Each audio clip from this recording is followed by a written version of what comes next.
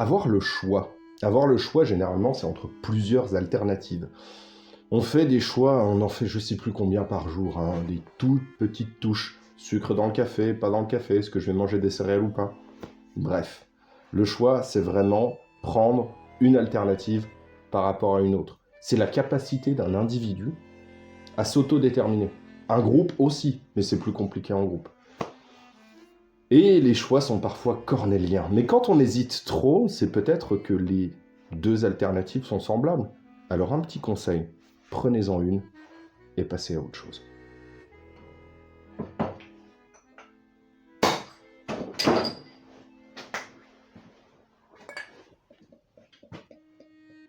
Le choix des bières. Ouais, quand on commence à en avoir pas mal en stock, ça devient compliqué de choisir. Ici, j'ai porté mon choix sur de la blonde de printemps de l'année dernière. J'en ai pas fait cette année.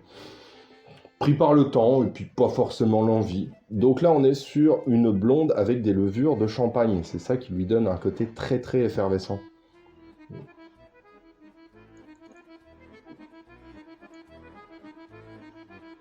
Finalement, le brasseur, il fabrique du sucre. C'est la levure qui fabrique la bière. La bière et la levure, on pourrait en parler pendant des heures. Vous n'êtes pas venu pour ça.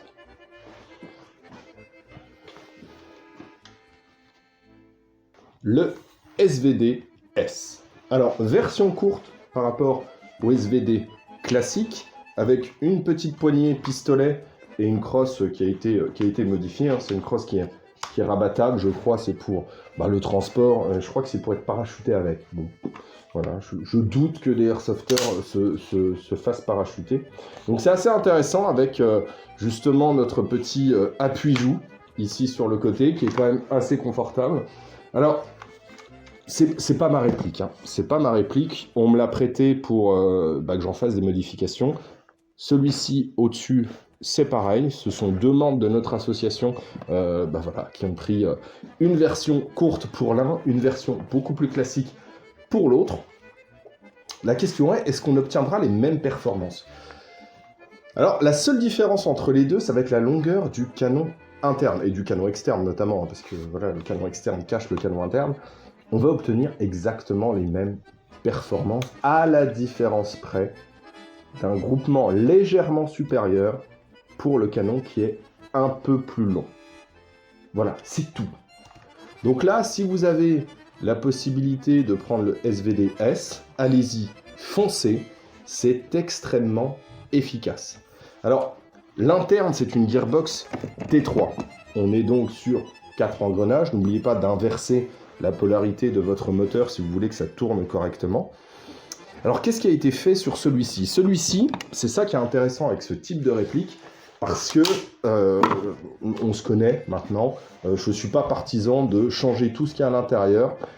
Ici, on est sur une gearbox T3, il y a peu de pièces disponibles, donc on a gardé les engrenages d'origine. Ils sont très bons, il n'y a pas besoin de les changer. Voilà, engrenages d'origine.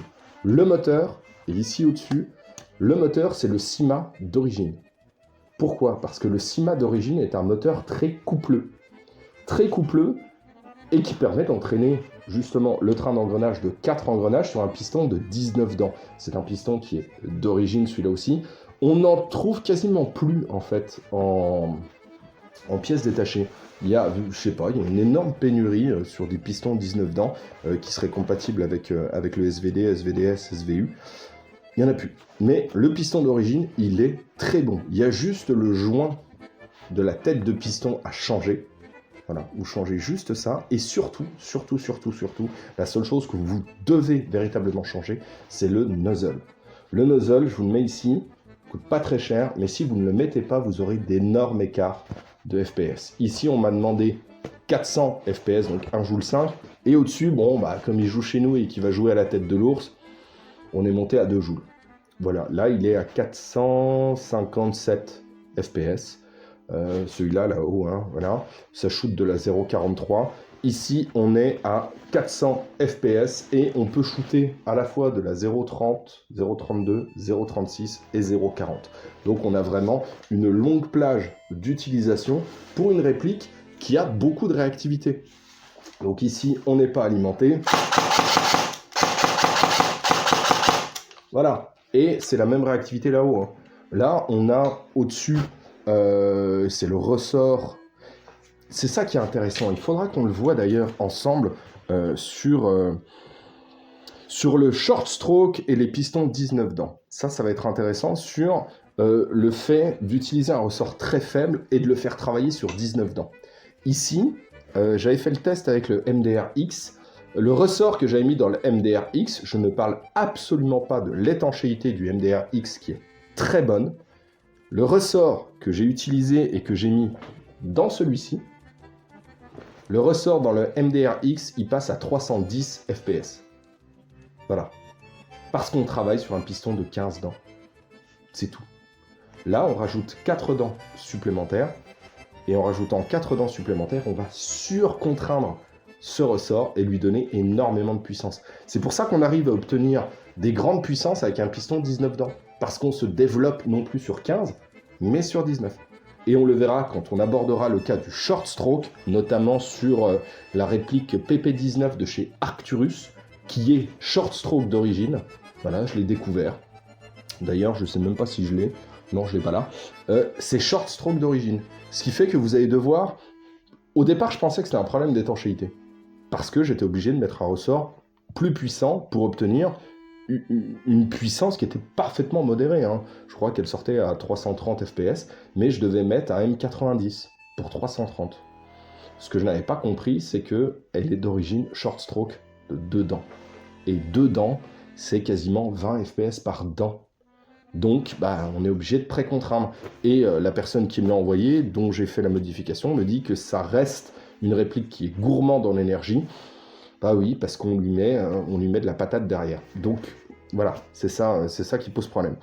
Alors, on va faire un petit test de tir en extérieur, tranquillou. De toute façon, voilà, 2 joules, 1 joule 5, on ne va pas les comparer maintenant. Par contre, j'ai gardé le ressort d'origine de celle-ci, j'ai fait les tests moi-même, les 2 répliques sont équivalentes.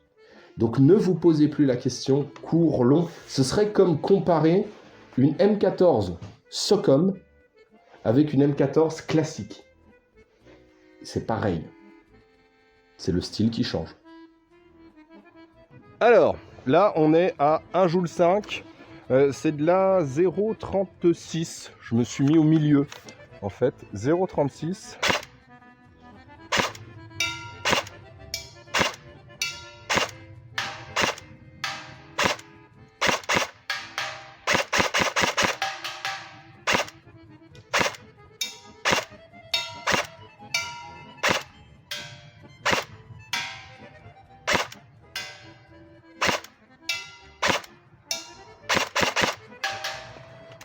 Ouais, ça touche. Hein. Alors là, on n'est pas loin. Hein. On est à 60.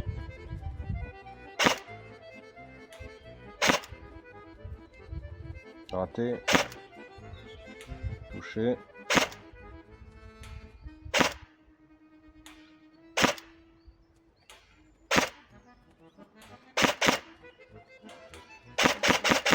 Ah. Touché trop fort. Alors voilà ce que ça donne. Alors bon, moi je préfère les petites lunettes russes, mais celle-ci est vraiment efficace et en plus elle est vraiment très très lumineuse. Alors, qu'est-ce qu'il y a eu dessus si on doit faire tout un récapitulatif? On a un Warfed Gate. Ici, on a un Nano ASR. Donc le Warfed Gate va nous permettre de mettre du pré-engagement de piston et d'avoir un peu plus de réactivité. Ça c'est plutôt bien. On a le moteur d'origine. Calage graissage, on a réglé l'angle d'engagement de notre piston pour qu'il puisse durer dans le temps. On a changé le joint de notre tête de piston, on a changé le nozzle. Quand vous achetez une réplique, de manière systématique, ne changez pas tout. Il n'y a pas besoin, en fait. Il n'y a pas besoin parce que ceux qui l'ont conçu d'une manière générale, à part certains, voilà, des répliques à 1000 balles, coucou la team Bradva qui shoot à 40 mètres parce que l'appui n'est pas le bon et que l'appui coûte 5 €. Ça, je suis désolé, pour moi, c'est parfaitement rédhibitoire. Je crois qu'on se moque du consommateur. Ici, cette réplique-là, vous pouvez y aller les yeux fermés. Véritablement. On cherche le fameux piston avec les dents en acier, etc. et tout.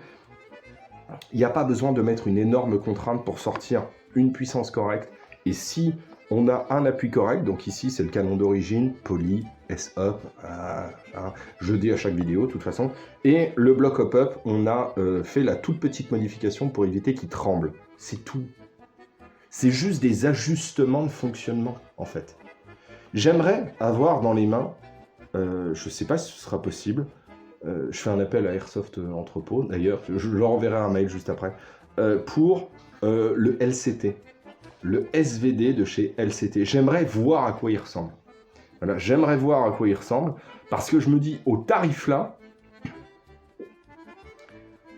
est-ce que ça vaut le coup ou pas? Bon, j'ai déjà une petite idée. Merci la team Bradva d'ailleurs là-dessus, parce que vous faites un très très bon boulot. Ici, ce SVD-S foncé. Allez-y les yeux fermés, c'est léger. Il y a la poignée, voilà. Au bout d'un moment, vous allez l'oublier. Moi, je suis pas très fan, je préfère celle du dessus, mais là, ça cogne un petit peu. Voilà, on est sur quelque chose d'un peu plus court et les performances sont véritablement au rendez-vous. Ne vous prenez pas la tête.